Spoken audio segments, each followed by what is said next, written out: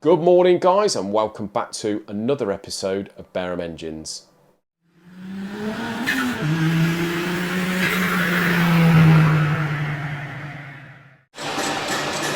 So, MGB block. Lovely little engine to do this. You can see there I've rebored it, plus 40 actually. It had a bit of an iffy mark in one of the bores, I think it was number 3, but that has now cleaned out at plus 40. It was standard. We were hoping to go to plus 20, but no. No, actually, I tell a lie. I think this was at 20. We wanted to go 30, but no. Anyway, cleaned at plus 40. Just facing the head here, I'm giving it a 3-thou kiss over, but this has obviously been done before this engine. I think it was the very early 90s it was done. But just have a look at the finish. That is like a plough bloody field. So I've just given it a 3-thou kiss over now, and hopefully that is it. But the customer has given me, he's building it himself. He's had his head screwed on and he's measured the piston jut out before he brought the stuff in, so I can calculate how much we need to take off the piston crowns, and yeah, hopefully that cleans. It looks like it's cleaning over there, but yeah, terrible finish. It looks like it's been faced on a rapid feed. But anyway, over here on the milling machine we've got yet another TD5 manifold. Now this one has had, how much we took off this one? Nearly 1.5 mil off that one, so this is probably one of the better ones, but that's now clean. That's for Freddie Sanders. He needs that back ASAP and he's going to get it on the vehicle. Customer is going somewhere the weekend. Usual story. So the cloth is over Isaac's MR2 engine. As you can see, he's just waiting on a timing kit, which fortunately these engines here, they differ in some parts from one model to the next, very slightly. But Mar Motorsport, Adrian there, bless him, he has managed to source a timing valve kit. So that's on its way, should be here Monday, so we can just get that one finished, but it's all pretty much there now. The Focus RS Mark III is, as you can see, all done. So that is going to be going on a pallet, going back to the owner. Unfortunately, we didn't meet the time schedule that I didn't promise, because you never know what's going to happen, but yeah, this one here, he wanted it back for Saturday because he had a car show on Saturday, but although it's done, customers organising collection, but I don't think they're going to get it back in time, so I'm very sorry about that. But it's same old story. It's just getting bits, and some of the bits are just not available for when you want them. So timing kit on this, decided in the end we were going to change the timing kit, although this engine supposedly has only done 6,000 miles. But Adrian at Mar Motorsport got us one, but unfortunately it didn't turn up until late yesterday. So I've just got this one finished. I had to order bolts and washers for the pulleys from Ford, so they've all been replaced, gone through the correct torque sequence. Our timing kit didn't turn up in time, so you see there that Ford have lent us their timing kit, so thank you very much to Tor Ford. But yeah, he's all done, going on a pallet. Right guys, so we've had 2 boxes turn up here from our friends at CG Motorsport. Now Mick at CG apparently watches our videos. I did get in touch with Mick originally on a clutch for my S50 BMW over there, but having spoke to him, he does us a great deal, and does some fairly fancy combinations of clutches, whatever sort of power or torque that we need for anything. So he started supplying us with clutches. He's done the one for my S50, and you can see here it's I sort of told him what I'd want from the car, and obviously being a track car but a road car as well, he's done this fairly fancy combination of materials where you've got a paddle on one side and that on the other. So it's going to be really interesting to see how that clutch performs. The theory is that it's sort of still a light-ish pedal, but sort of grips like a paddle, so we'll see.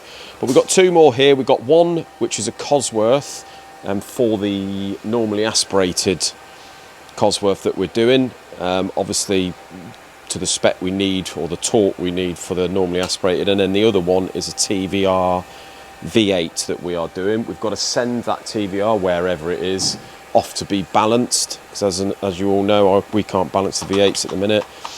So this is a bit of a trick clutch for that. So let's get them unboxed and let's have a look at them. Right then guys, thumbnail and title time. I hold my head down. I owe all of you an apology. Now, was it 2 or 3 videos ago, I made a bit of a joke. It was my sense of humour. Sometimes I go through stages where I have a bit of a strange sense of humour, and I did a bit about a BMW block and gapping the rings. I purposely said wrong just to see who was watching, what the comments would be. I made out that the gaps on the rings were, as they said in the book, 7th thou or whatever it is. Obviously, you've got to times that by how many inches in diameter the bore is. I know that because I've done videos before on ring gapping, so you should have known that. But I have had quite a lot of emails, and sort of messages and comments down in the video there stating that I was wrong.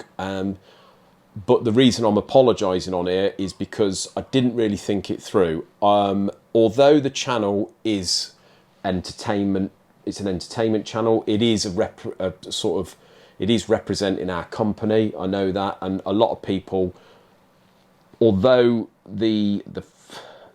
how do I put it? Although a lot of the stuff that I do, is sort of probably not correct, as in what it says in the books, etc., or on the paperwork. If you've watched plenty of our sort of informative videos, you'll know that there's stuff that we all do. We'll give extra clearance on this, a different clearance on that, where because through experience we know what will work and what works better. It's not necessarily what's by the book. So something like this has probably confused some people. We know that there is a lot of people that watch our channel they've learned quite a lot from us, they say.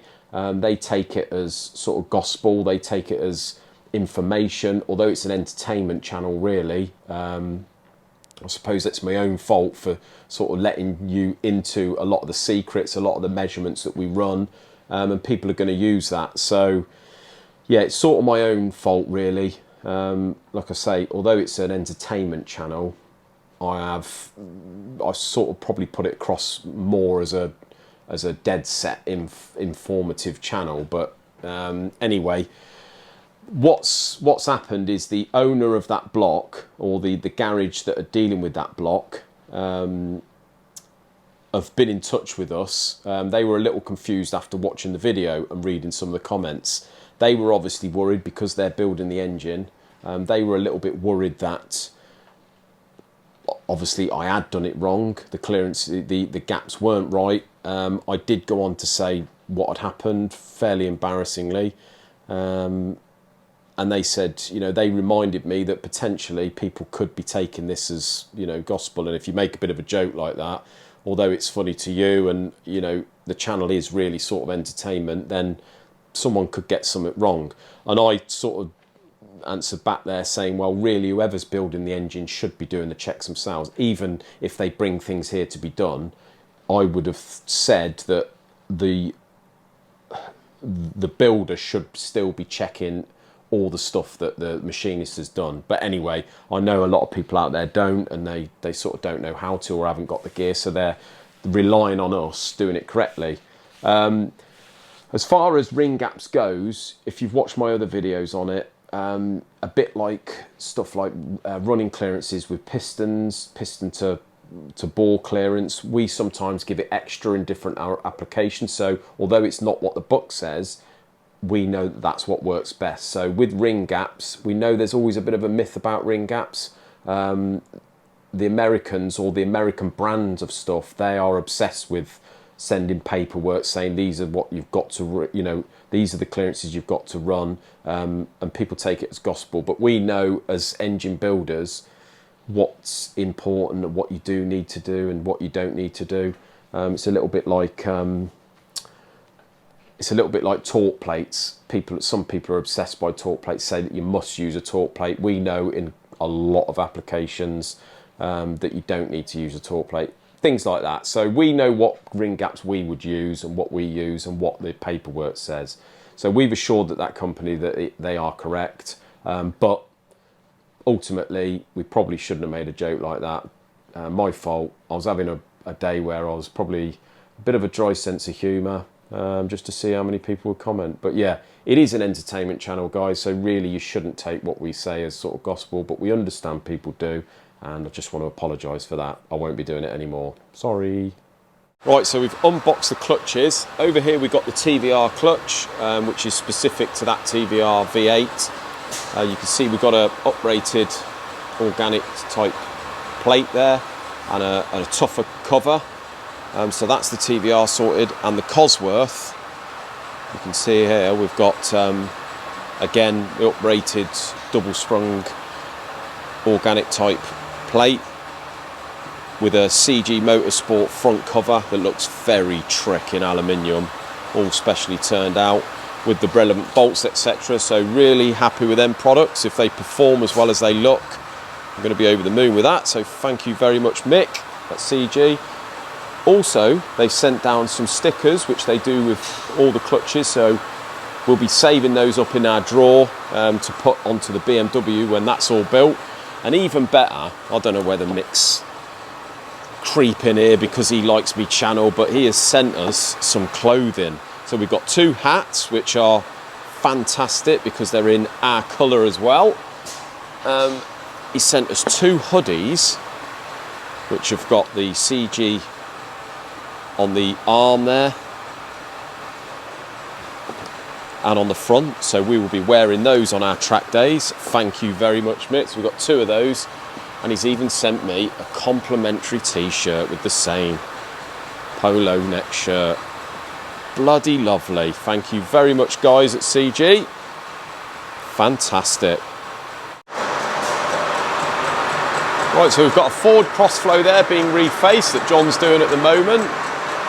I think John has got the crankshaft set up in the crank grinder. I might, if he's got a grinder, I might sort of stand next to him and see if he'll talk us through that. I don't think you've been spoken to by John yet. And over here I've got another flywheel that's been,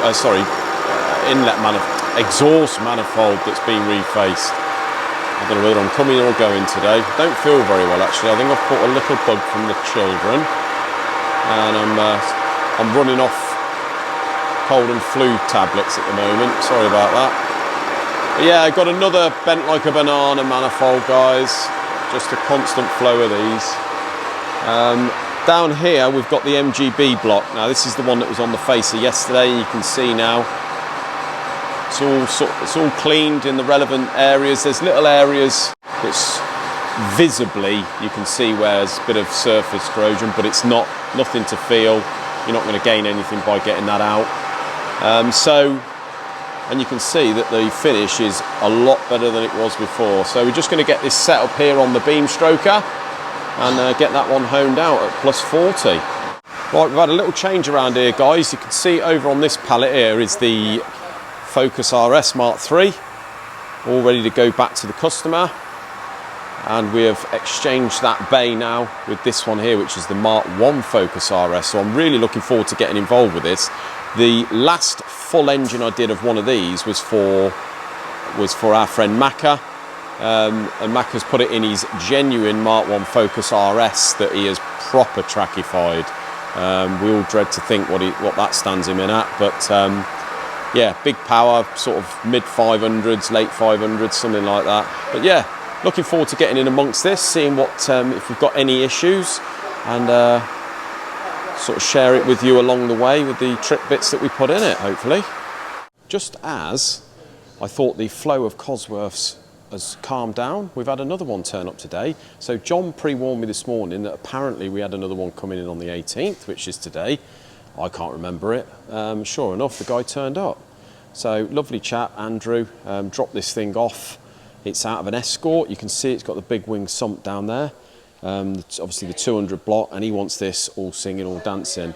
Now Andrew has got the typical 500 horsepower figure in his head, so he wants to do anything necessary to run that fairly comfortably with the engine. So obviously we're going to go with trick pistons, do our own valve pockets, competition bearings, all the usual balancing and sizing. Head is going to be ported to 24.5mm, both sides. We're going to run, at this stage, run BD14 inlet cam, standard exhaust, and just do our usual go through it and make it all pretty. You can see he's gone ahead and bought a few bits himself, which is absolutely fine because they're bits that we would use. We wouldn't use sort of inferior parts, obviously, but we do not mind if you want to go ahead and buy your own stuff, although a lot of the time, because we buy quite a lot, we can get it cheaper. But anyway, it's there. We've got the boxes full of bits, so yeah, another Cosworth to be done, guys. Well, thanks a lot for watching, guys. Have a great weekend until Monday. Yeah, we'll see you then. Take care.